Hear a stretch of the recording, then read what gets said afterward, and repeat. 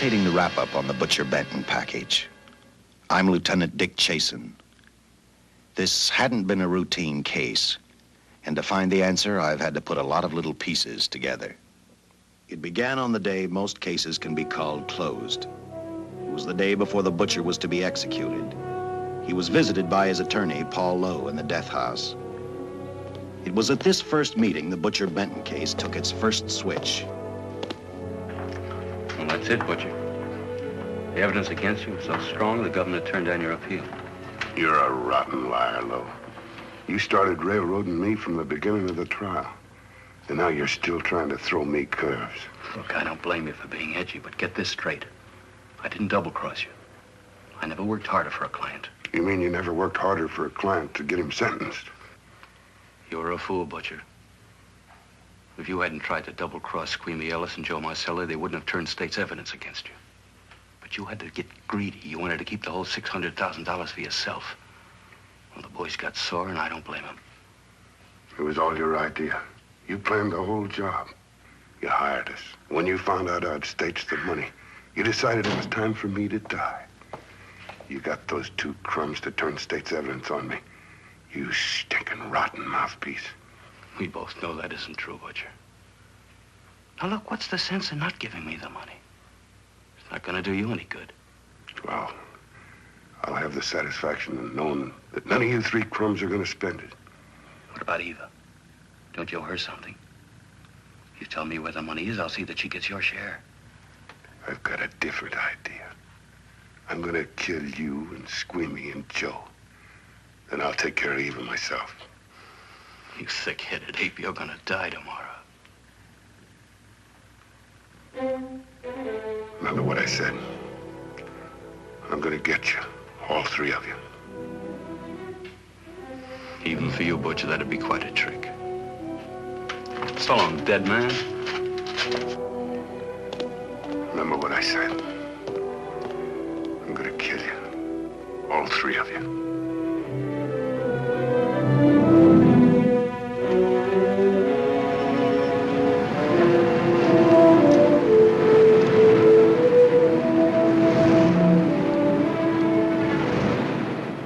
Back in Los Angeles, two men sat in a bar room listening to a newscaster tell his headline story.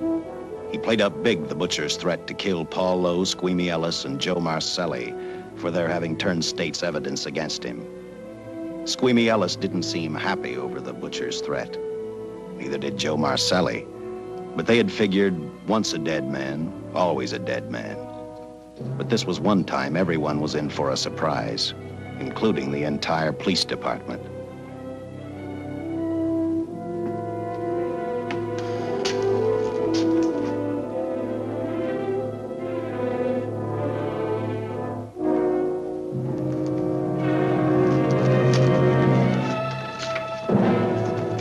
You seen the headlines, Captain? Teletype just came in from San Francisco. Butcher's execution is set for 5 o'clock this afternoon.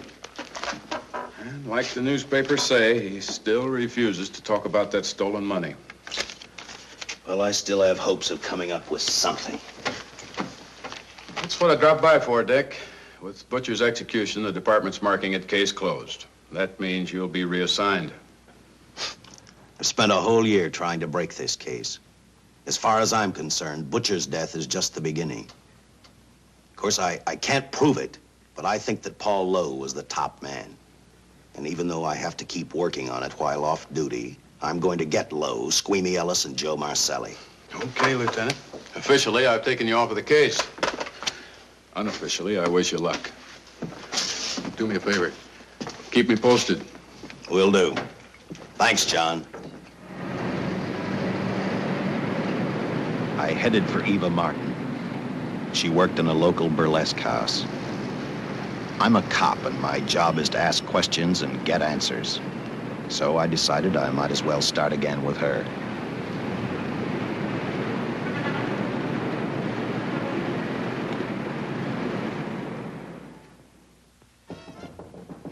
Come in. Oh. What do you want? I'd like to talk to you. Talk? You're a cop, aren't you? That's a good question. I can't even find a 3-ton armored car, let alone the $600,000, and I've been on the case a year. I've told you, and I've told you, and I've told you. I don't know anything about the money. I never did. Benton's gonna be dead in a little while. I thought it might make a difference. I never knew anything about the money. Call me dumb. I didn't even know Charles was in the rackets until the trial. Now, take it easy, kid. You're on, Eva.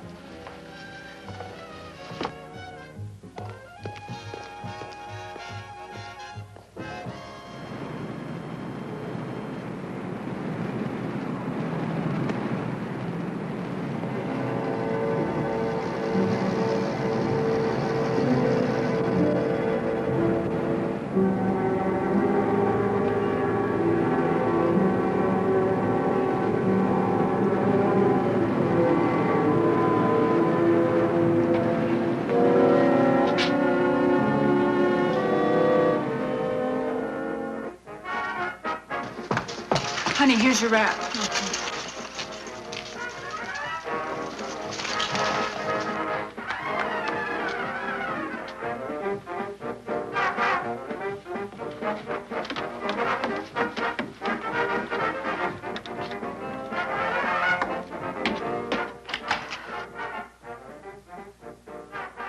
A few moments ago, Butcher Benton, without revealing the whereabouts of the $600,000 stolen in the armored car holdup, paid for his crimes against society in the gas chamber at San Quentin. Now for a look at the international scene. Today... Come on, baby. Don't waste tears on Benton. I feel so badly about Charles. If I'd known, maybe I could have done something. How about a drink? We could both use one. An artist can't drink while she's working, Paul. Boy, see.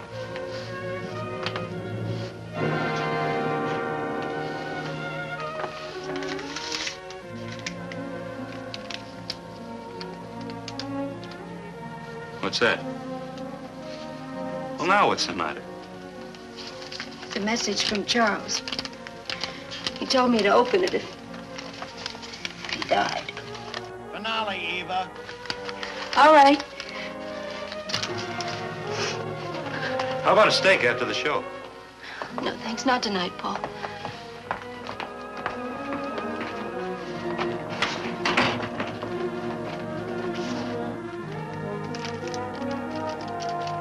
I didn't find out until much later, but Paul Lowe, in opening the letter the butcher had given Eva, found a map outlining a section of the city sewer system, and clearly identified was the spot where the butcher had hidden the stolen payroll. He replaced it with a $50 bill. I guess he figured $50 to gain $600,000 was not a bad day's work.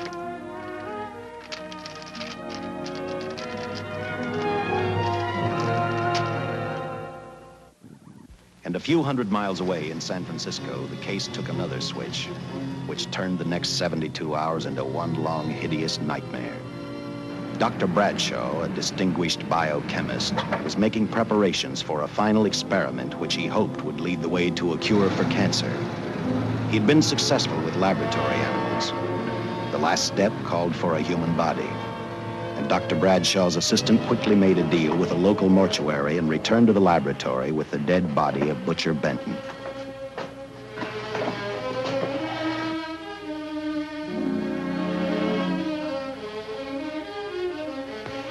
You made good time. Well, I didn't waste any. Any trouble? No, I just handed the money over and moved the body into your station wagon. That was that. Good. Get a syringe.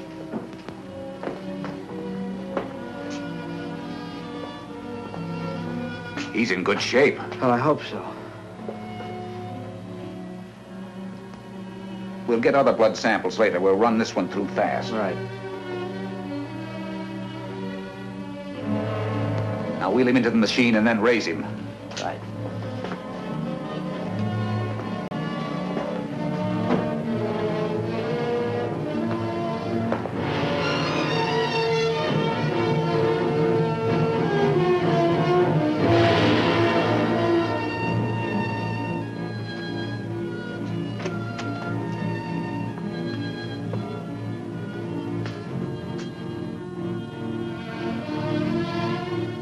Ready? You mean you're going to give him 287,000 volts? Yes, yes. I'll get the fluoroscope set. We'll check with that before we start dissecting. Turn off the lights.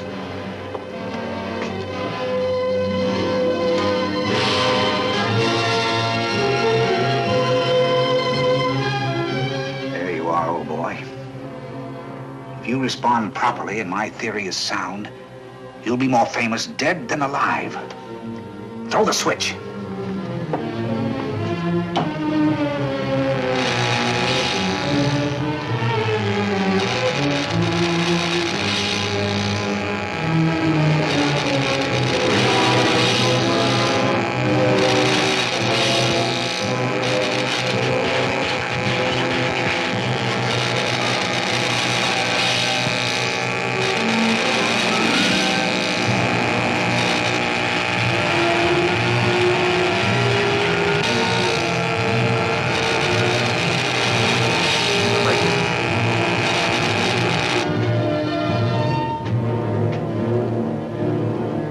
Wait, I thought I saw a pulsation of the heart. You're right. Dr. Bradshaw is beginning to breathe. You've brought this man back to life. No. The heart muscle has simply responded to a terrific electrical shock, that's all. Yes, but it does prove that the cells still function. Dr. Bradshaw, he is alive. A shock reaction, it can't last. His cells are multiplying now, if your theory is right. We could keep that reaction going longer. But it's worth a try. Get the body out.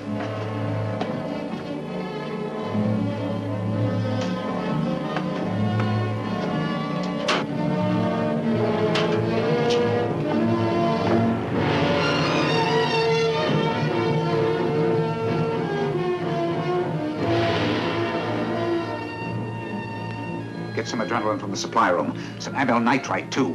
Hurry, hurry.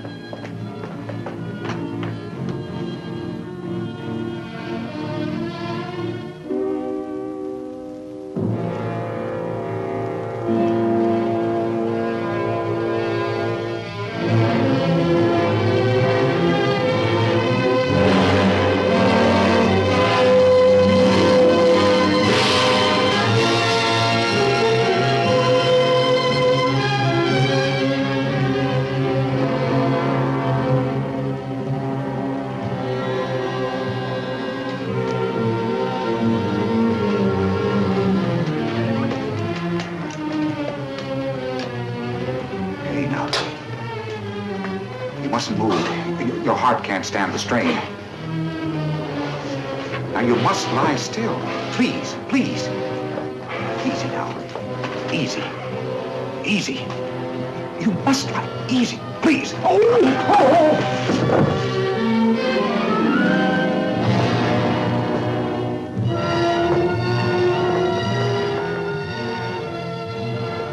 Dr. Bradshaw's experiment had given life back to the butcher. He tried to talk, but the electrical voltage had burned out his vocal cords. Yet it hadn't destroyed his brain. He knew who he was. He knew who he hated.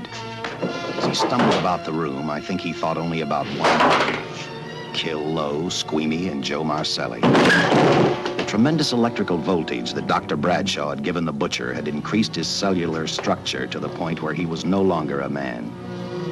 Dr. Bradshaw's experiment had created a vicious, brutal animal with an almost inconceivable amount of strength. Dr. Bradshaw must have believed the butcher's regained life would last for only a few minutes.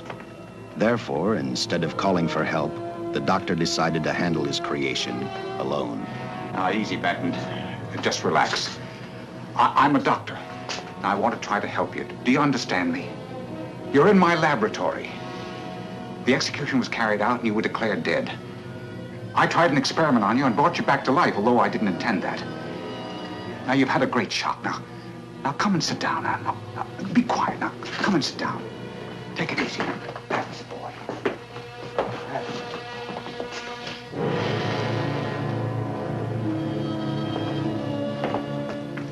Careful. His reactions are violent.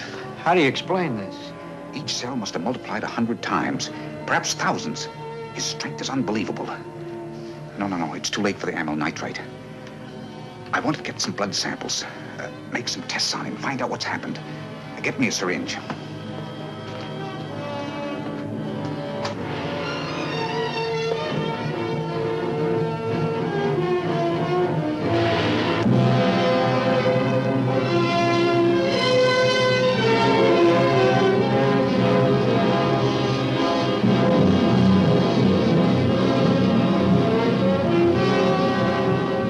Why won't the needle penetrate the skin? Tissue must be nearly a solid mass of cells. How are we going to get the blood sample?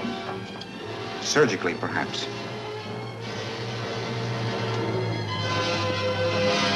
Now, take it easy. You can't leave here now. I'm responsible for your being alive.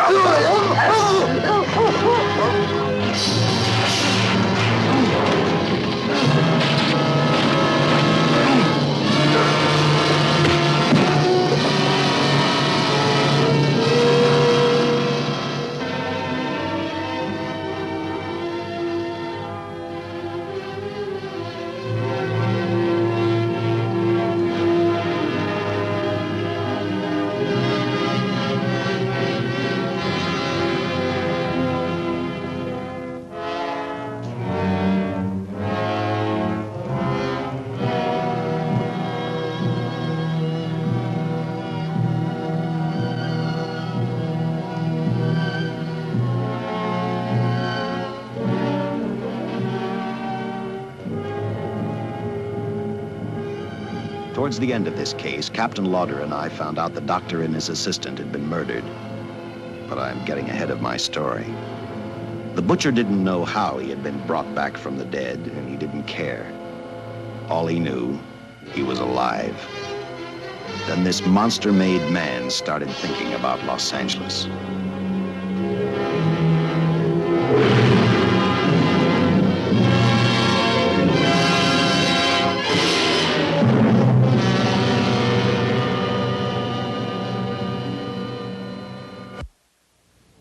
On that very night back in Los Angeles, I decided to stop playing detective for a little while.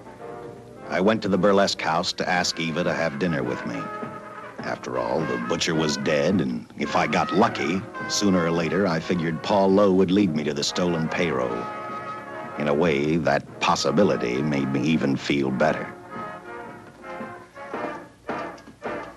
It's not fair to watch the show from backstage. Next time, I'll pay admission. I take it by that remark you like my routine. Yeah, you're pretty good. What I can't figure out, though, is why you stay in a place like this. It shouldn't be hard for someone like you to get a job in a class spot. If you weren't a detective, I'd be willing to bet with a line like that your next remark would be, how about dinner? Well, not exactly dinner, but a hamburger might be a good idea. If you're asking in an official capacity, I can't say no. I'm off duty. For the past 6 months, all I've ever called you is Lieutenant Chasen. Do you have a first name? Uh-huh.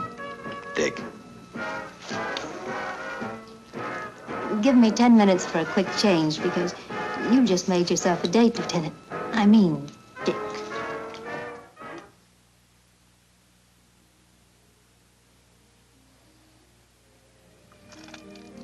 You know something, Dick? I haven't had hamburger in the front seat of an automobile with a guy in a lot of years. Well, from now on, we'll do it more often.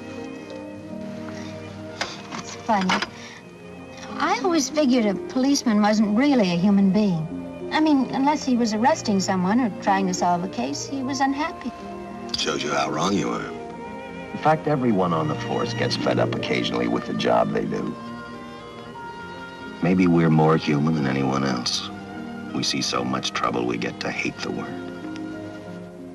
But as long as the world's filled with people, there'll have to be men who enforce the laws. What made you join the department?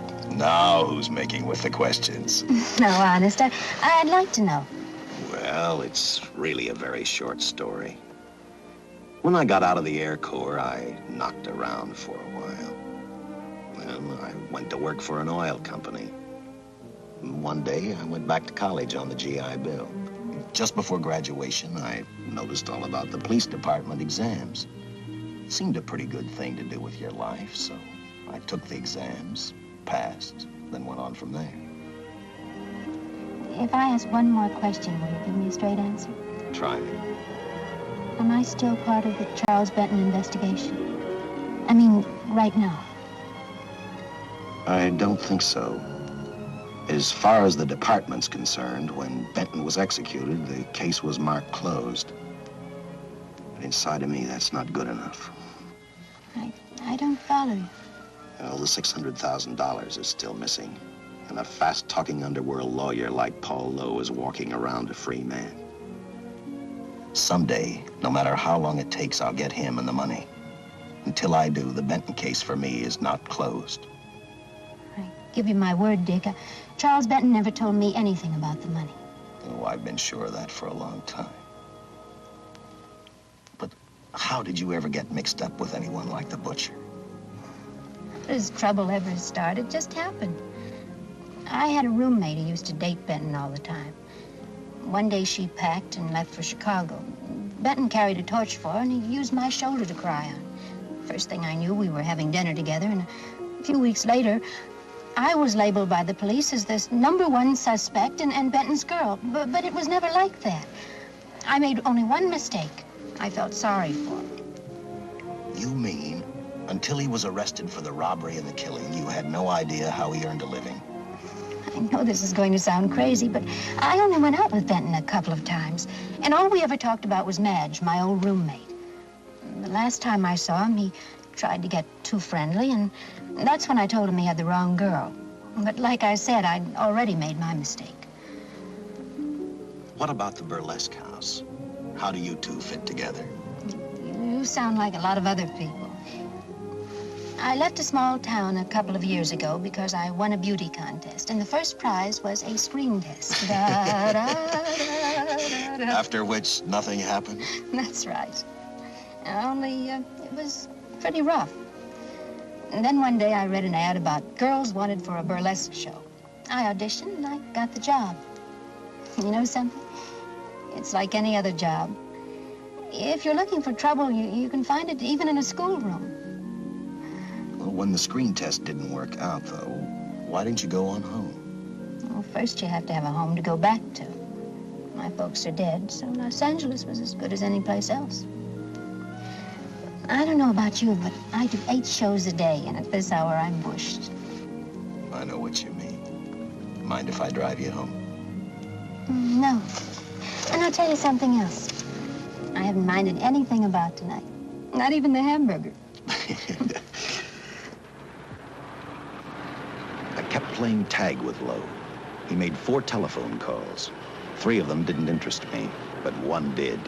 The one to Joe Marcelli. I watched Joe head for his meeting with Lowe, and for some unknown reason, I began to get the feeling that this case was finally about to explode in my favor. You see what I mean? Well, look at that, will you?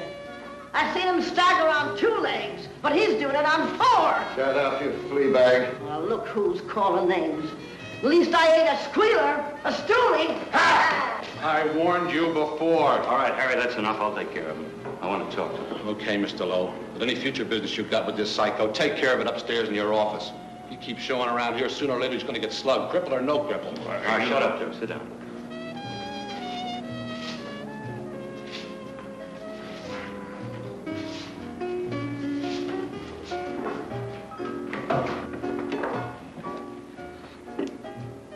I need a shot, bad. You'll get one after I've talked to you. You sober enough to understand? Yeah, I run out of dough. No wonder. Look at you. You used to be the best torch man in town. Now I don't think you could crack a safe if you knew the combination. No jobs. Nobody wants me since I turned stakes on Benton. That's your doing. You told me. All right, quit crying. I got a job for you. If you can stay off that stuff long enough. You know I can if I've got a job. How much? What is it? There's $2,000 in it for you. Where? Right near where he pulled the job. You interested? $2,000 ain't much out of 600,000. There'll be other expenses. Besides, that money's plenty of it. Now, you want it or do I get another boy? I'll do it. How soon do you want me to go to work? Set it up for tomorrow night. Call me before noon. I'm going to the races. 1. And that's all. The job's over.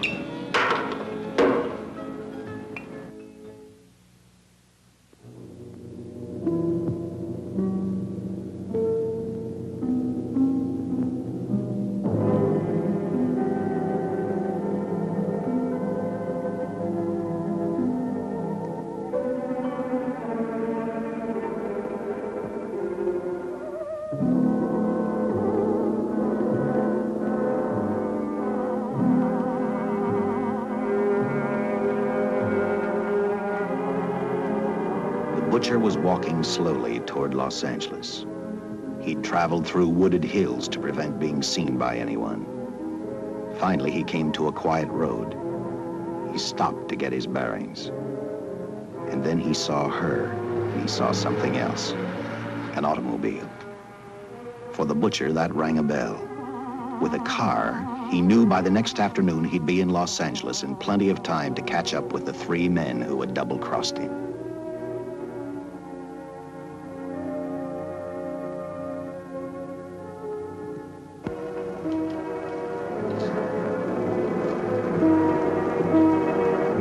See, you're a real gentleman to be helping strangers in distress. I hope you don't mind me using the babe here as bait. Quite a dish, isn't she? But that's what she gets paid for. Bait, that is. Yes, sir. She's a real shaker artist of my outfit. Carnival man myself. Just call me Connie.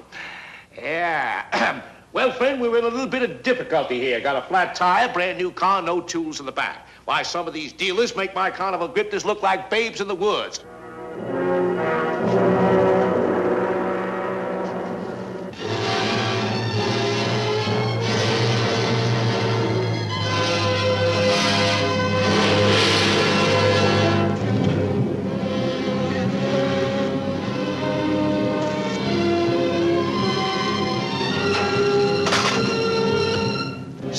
Holy.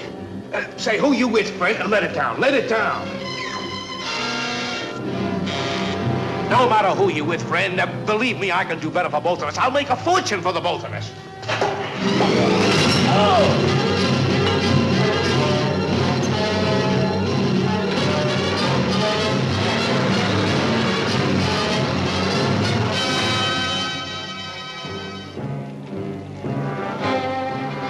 An hour later, the San Francisco Police Department sent out an APB.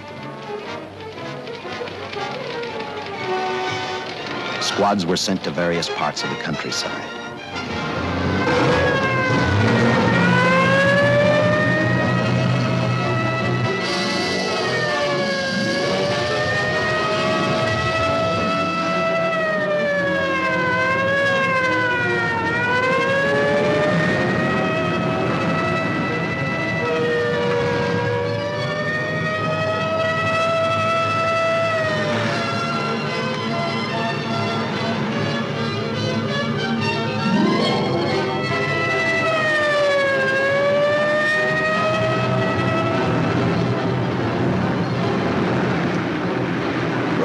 Were thrown up to catch the cold-blooded killer the hysterical girl had described. Each squad kept reporting back to central headquarters, and each of their stories was the same. So far, none of them had spotted the car the killer was driving. Orders were given to shoot to kill, because from the girls' further accounts, they realized they were dealing with a maniac.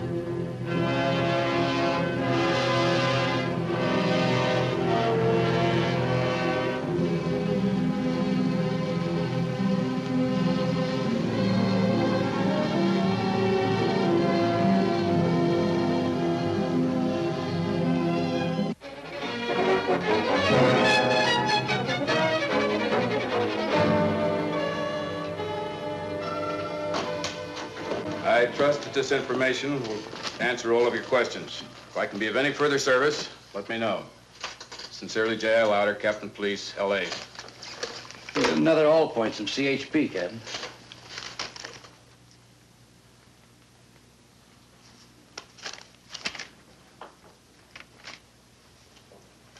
These reports sound like they come from a bunch of loonies. You sure do. There it is. Sergeant. Yeah. I want Lieutenant Chasen to look these over as soon as he comes in. All right, Captain. The next morning, I read the stories of the brutal murder of the 2 police officers. I also read the witness's statement about the bullets having no effect upon the killer.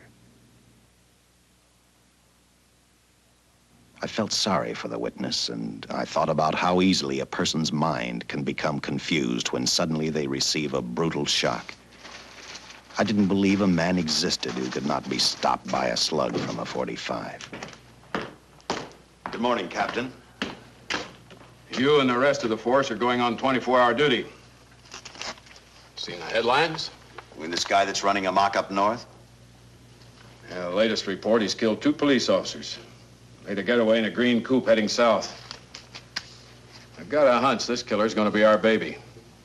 He could be in town right now. Yeah. You better get started, Lieutenant. Okay. Any new leads on that hold-up money? I think the girl can probably be counted out. If any of the others are wise, they're keeping mighty quiet.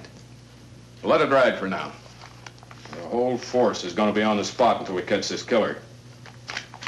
The newspapers will have a field day.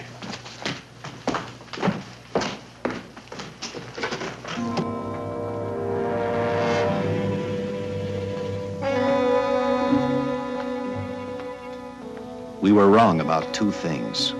The killer was already in our city, and we didn't know he was Butcher Benton. He headed straight for Eva Martin. He went to her dressing room to get back the map he had left in the envelope with her. He wanted first to check his money, then catch up with Lowe and the others.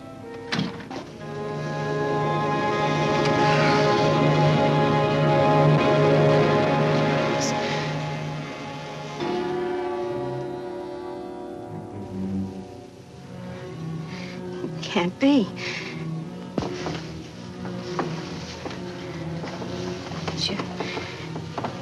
You do look like him. Only different somehow.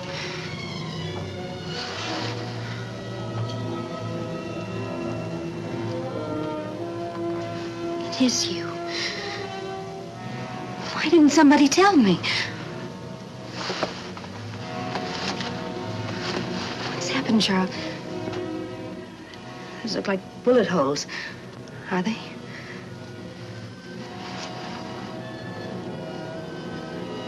There isn't even a mark.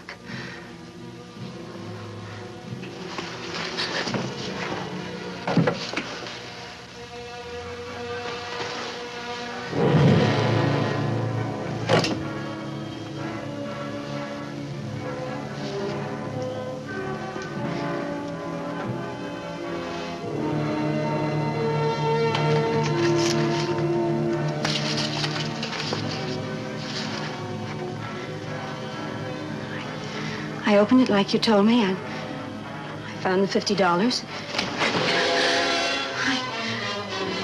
I didn't know why you left him. Oh, Paul didn't know why he was here.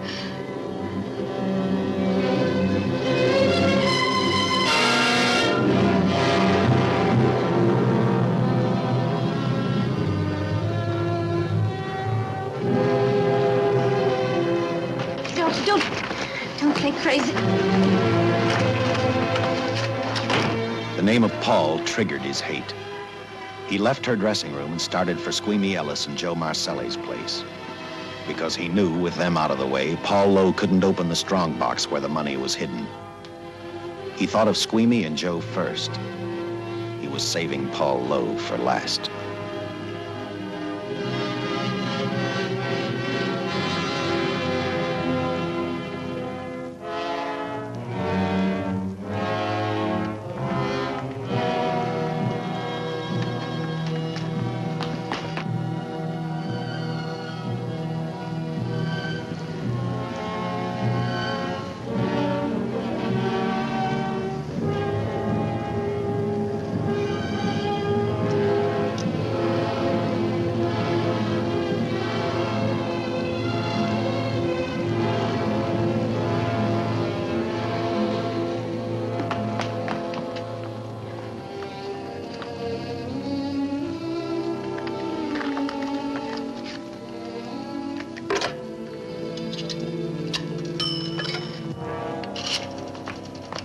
Eva, can I borrow your eyebrow pencil?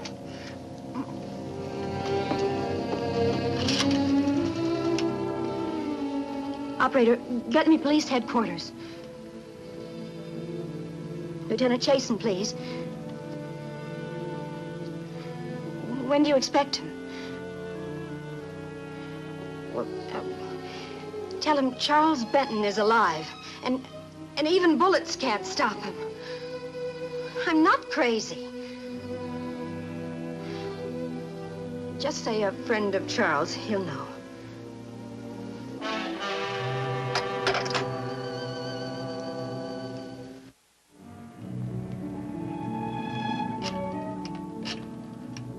After leaving a message for me, Eva telephoned Squeamy Ellis.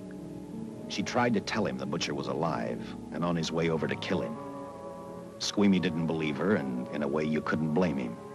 Who in their right mind would believe a man had returned from the dead?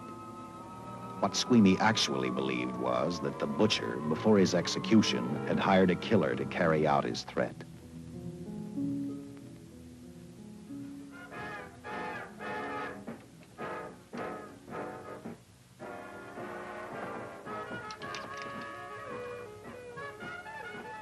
You sick? What? You don't look so good to me. 10 minutes, Eva. All right. Say, Eva, I could take over the matinee trick for you. What? It's easy. Look, Eva, I can do it. Scabba-doo-doo-doo. Oh, I'm... Francine, I just thought of something. Yeah? Eva agreed to let Francine do the show. She hoped she'd be able to interrupt the butcher before he arrived at Squeamy's hotel. Or, failing that, at least be able to warn him to stay out of sight. You wanted me, Captain? Yeah, I just had a rundown on those fingerprints of the stolen car up north. We got nothing on the driver who was killed or the woman with him. Take a good look at these. There's something funny about these. Yeah. The boys in the lab can't figure it out either. Those are the killers. They were found on the steering wheel. Looked like they'd been stamped in with a steel die. They sure do. These are Butcher Benton's. What? Well, they look the same to me. How do the lab boys explain that? They don't. Their best guess is a twin brother. An identical twin could have the same pattern of whorls with only slight variations. Ever hear of the butcher having a twin brother? No. Even if he did, it wouldn't explain these freak prints. You didn't pick up your message, Lieutenant. Some wacky dame calls you. And she says Charles Benton is alive, and bullets won't stop him. If we buy the twin theory... Who was she? Where'd she see him? Well, she wouldn't leave her name. Sounded kind of hysterical to me. Said she was a friend of the butcher's. Eva Martin. Get over to the Follies and see what that girl knows. Yeah. Some guys have all the luck. I never drew an assignment to the Follies.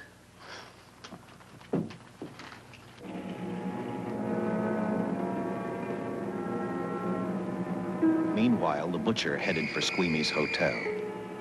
He didn't seem to be in any particular hurry. Actually, he seemed like any normal person, on his way to work or on his way home.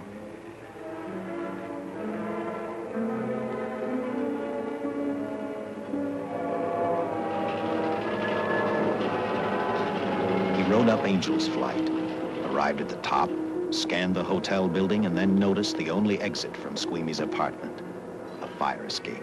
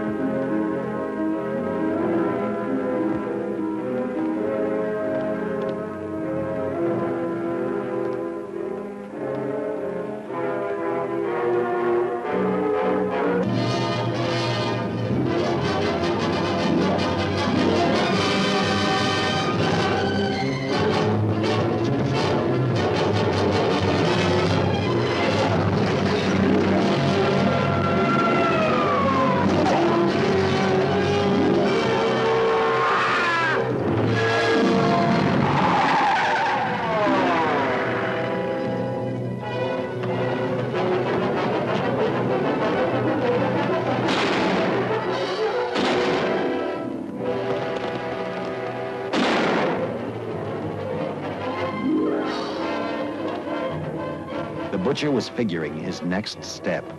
And as he looked at the dead cop, he thought about Paul Lowe, the next man on his list. Seen Joe Marcelli? Not since last night when I told him I didn't want him around here no more. Give me a shot.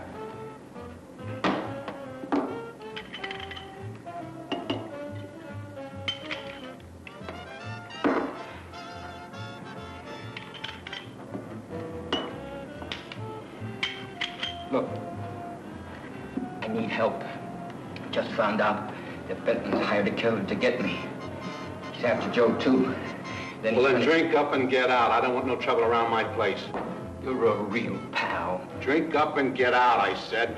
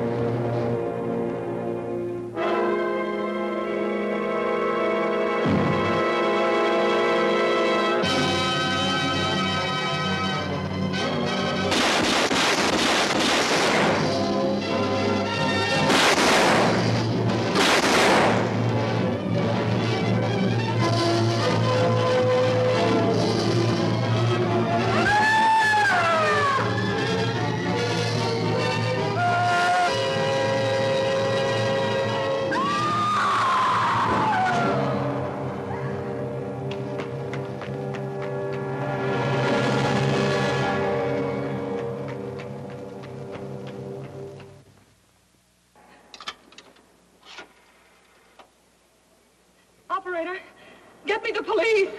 Police! Yes!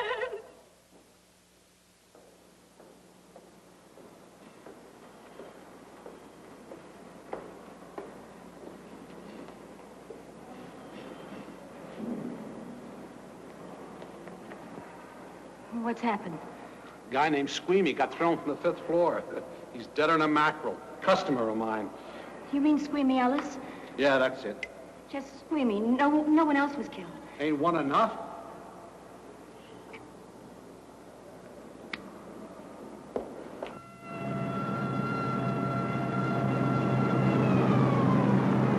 I tell you, the bullets never even phased him. He must have been wearing a bulletproof vest. God help us when the papers get a hold of this. Keep an officer on duty here till you hear from me. We'll get a stakeout on Joe Marcelli. I'd like to talk to Joe. Lauder, I'm going to call San Quentin. Suppose Benton is alive. Every available man's been put on the case now. Yes, sir. All right. All right. Anything new? Report on Dr. Bradshaw, owner of the station wagon. The San Francisco police located his laboratory in the basement of an electrical power receiving station. Bradshaw, what's he know? He's dead. And another man, too, his assistant. The lab is a shambles. But now we're getting some action from San Francisco. Benton's body never arrived at the mortuary where it was supposed to go. An attendant there finally broke down, admitted he picked up some quick cash by handing the body over to a man he was unable to identify. The man was driving his station wagon. Blast it, man. The chief's on my neck, and the commissioners are on his, and the mayor's on theirs. Now, am I supposed to tell them that our killer is a dead man? They found a notebook in Bradshaw's lab. It ties his experiments in with a Professor Dwiggins at Caltech. I hope to hear from Dwiggins soon. Captain, report from the valley on a hysterical woman. Reports the presence of the killer. There's the location. Let's go.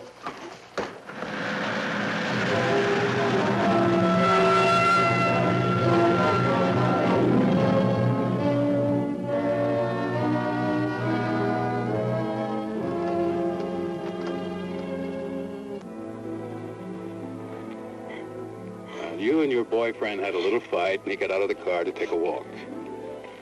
You noticed that he walked down toward the sump area in the direction where you'd seen those lights a short while before. What happened then, miss? Please try to tell us. Well, I just sat there a few minutes, I guess. I was pretty mad.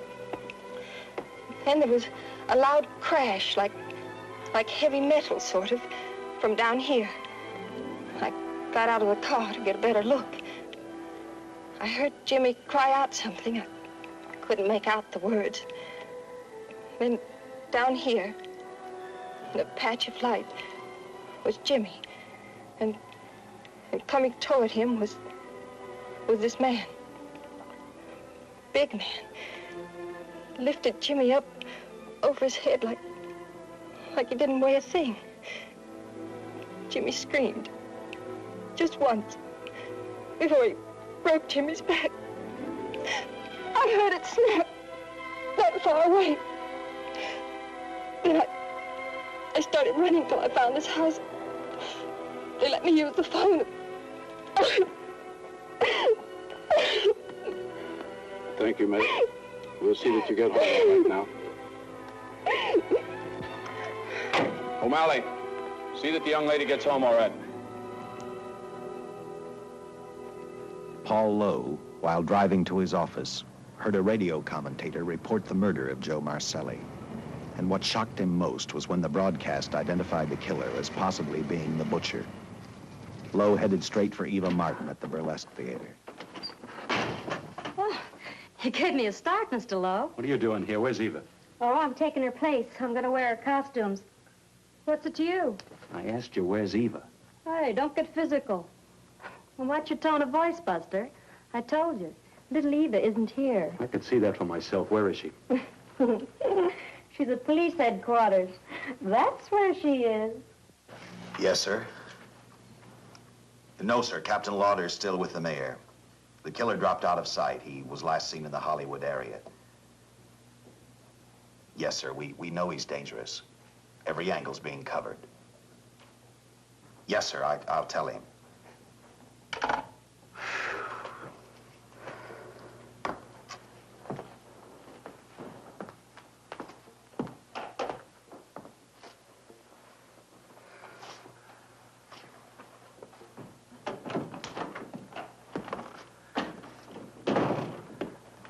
Here, see how these fit. Low heels. I'm sorry. It's the best our wardrobe department can afford. Any idea how soon the captain will be back? Now, look, I'm going to see the captain if I have to wait here all night. Paul. Paul, Charles killed Squeamy and Joe. Joe, too? Benton? He's alive. I saw him, but nobody will believe me. I'm checking it. My guess is whoever killed them is on the trail of the money, Lowe. Now, maybe you better start talking if you know anything about it. I don't know anything. Did the butcher have a brother? No, no brother. It was Charles. I saw the tattoo on his arm. Look, I demand police protection. Where's the money, Lowe? You heard me. I demand protection. I know my rights. We put stakeouts on your office and home. Well, that's not enough. It's enough as far as we're concerned.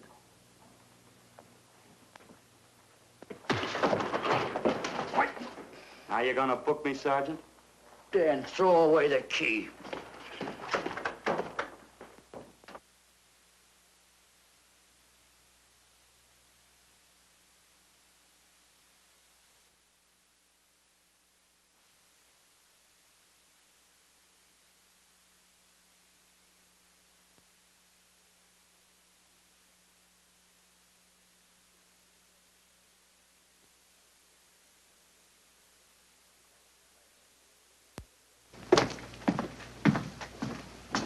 Thank you. Come up with anything yet, Dick? Oh, we've checked every hotel, motel, and rooming house in town. We've run a cross-check on every hangout Butcher ever used. Net results, blank. This is incredible. We not only discover a dead man turned killer, but it's beginning to look like he plays ghosts, too. He's somewhere in this city, and if we have to take it apart brick by brick, we've got to get him. I may be way off, but I think Paul Lowe could tell us a lot. Maybe, but it's a cinch he's not going to. Well, suppose he had no alternative. You better grab some coffee. Your mind's beginning to play tricks on you. No, now, wait a minute. When Lowe came to us for police protection, it was because he was scared stiff the Butcher would add him to the list of Squeamy Ellis and Joe Marcelli. Go on. It figures, too. When he slugged the sergeant, he knew we'd book him right away. Oh, this Lowe's a pretty cute character.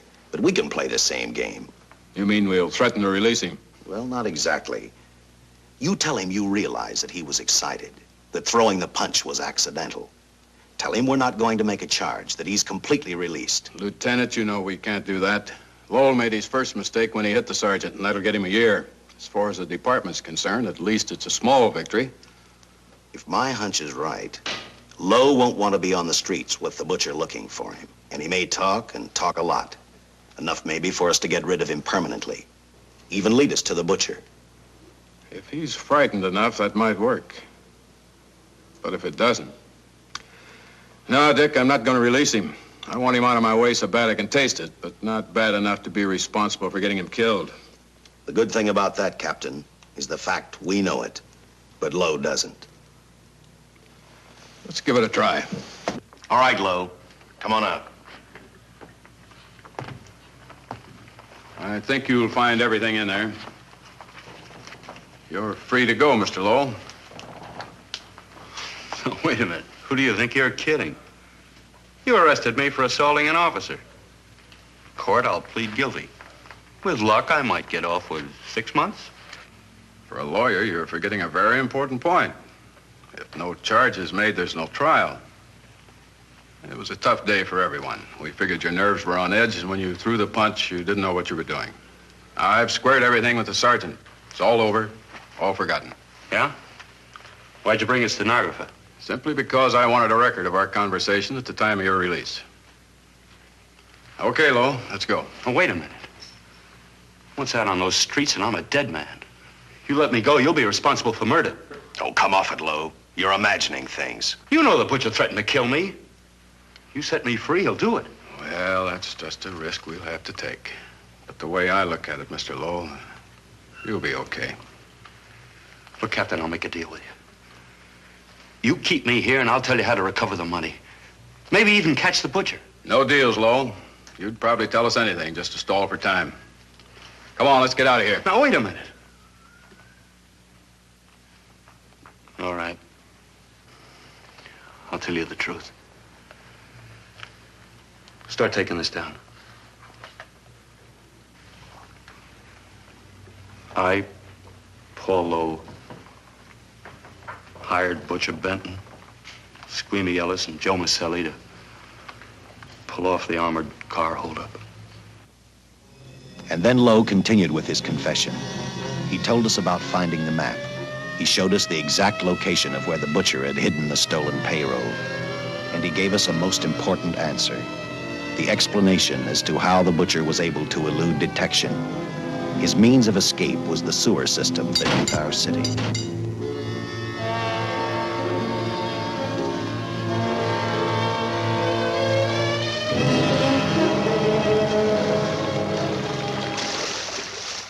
The The department went to work fast. Every police squad in the city was detailed to cover a specific area. Every entrance and exit to the Los Angeles city sewer system of 700 miles was covered. Captain Lauder and I, along with several other squads, headed for the entrance where, according to the map, Butcher had hidden the money. Our job was to stop him, and that made me think of one specific question. When we found him, could this monster be stopped? I, for one, wasn't sure.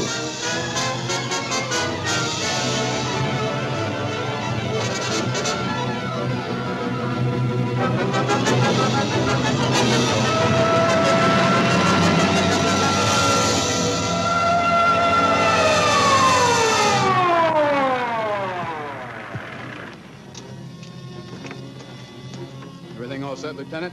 City engineers mapped out each possible exit. The squad of officers are spotted at every point. If the Butcher can be caught, now's the time. Well, after I talked to Caltech, I called on the fire department for a little help. The professors thought a flamethrower might stop him. Flamethrower? I suppose their boys have had a chance to join our squads by now. I see we have one with us here. Have you thought about what'll happen if this doesn't work? No. I've been praying too hard that it will work.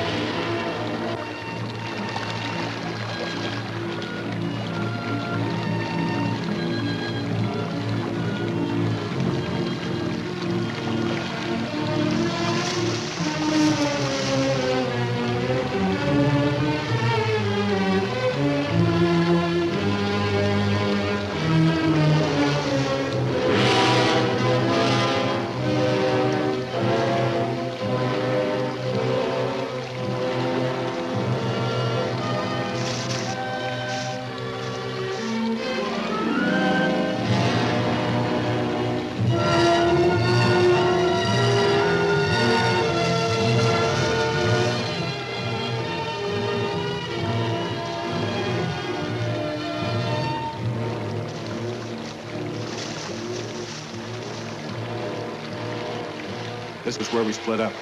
I'll go straight ahead.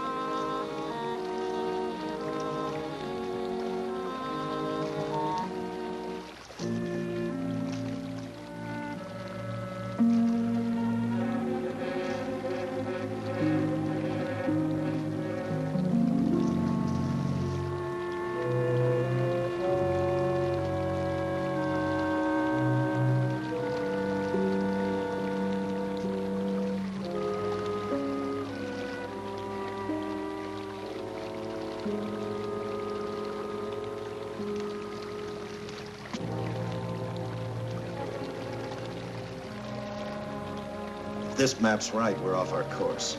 We'll have to backtrack.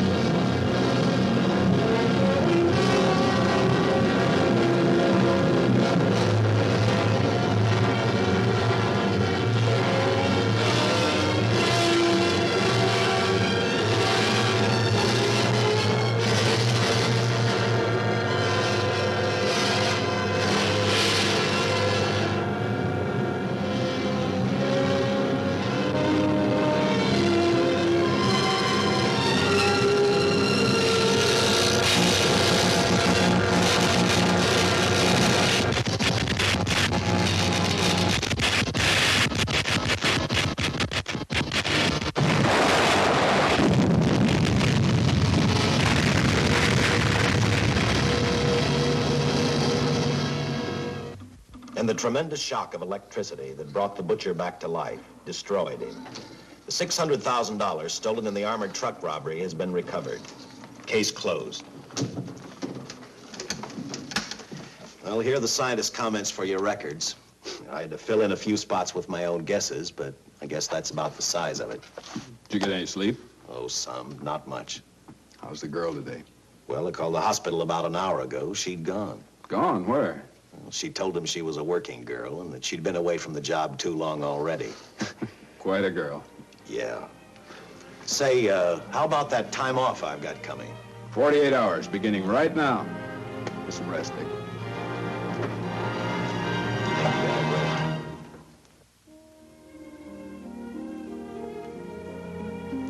You know something, Dick? The past 72 hours seem like a bad dream. That rest in the hospital today really gave me a new lease on life. Now that it's over, I can't believe it actually happened. The important thing is to remember it is all over. I suppose you'll be assigned to another case. I'll have to give up hamburgers in the front seat of the car for steaks in a restaurant. No. I've thought about that. In fact, I decided to do something about it. I started by talking the captain into a short holiday, and just about an hour ago, I got you fired. What? What did you do that for? I figured that being my wife would take up all of your time. Even if I wanted to say no, I couldn't. You're not supposed to say no to a detective. I figured that, too.